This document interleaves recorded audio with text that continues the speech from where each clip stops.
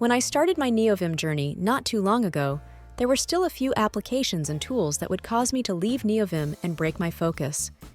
For me, one of those tools was Postman.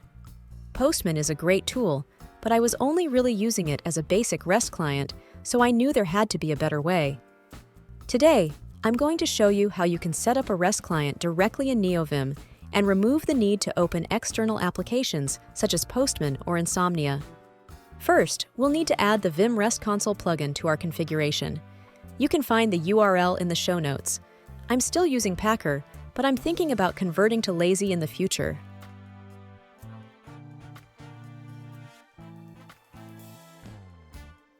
Next, we'll add a configuration file specific to the new Vim REST console plugin we just added. Remember to add your new plugin configuration to your init.lua. Let's navigate back to our Vim REST console plugin file and make some updates. Here, we are disabling set default mapping so that we can change the default keybind from Ctrl-J to something that fits better with existing mappings. I mostly work with JSON files, so I'm setting the response default content type to application/JSON. You can set the output buffer name to whatever you desire. Auto-format response patterns can also be set to run a command on the response buffer. I'm using JQ to pretty print the JSON response.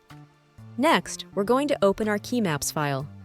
Your file may be named differently, or even be part of your init.lua.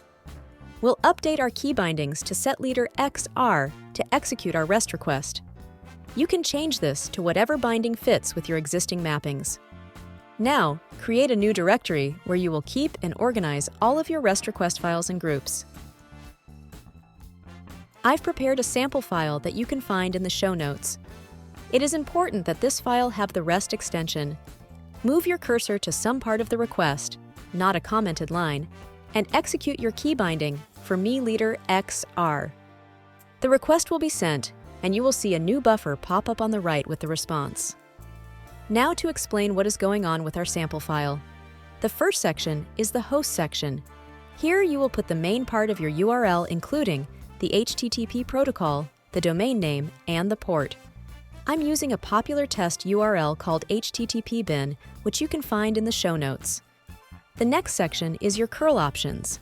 Curl is a very powerful tool and has hundreds of options that you can add to your request as needed, but I've included a few useful ones here.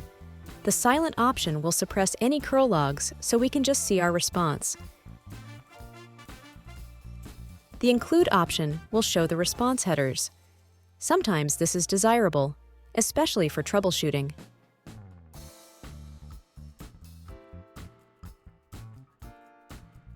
The insecure option should normally not be needed, but when working with HTTPS and localhost, you may need this in order to ignore the SSL handshake errors.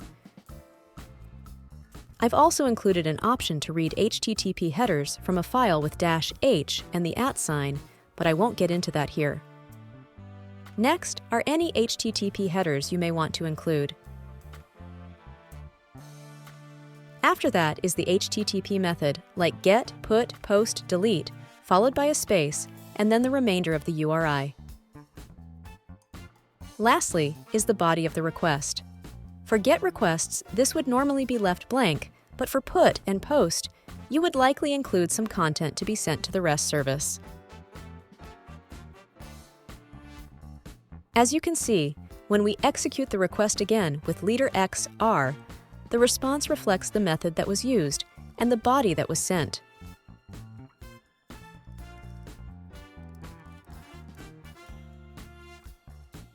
Now that you have that working, feel free to create any directory structure you want to organize your files. I like to have a directory per service, and sometimes even a subdirectory for each API within that service. I hope you found this video useful, and make sure to click subscribe for more Neovim content in the future.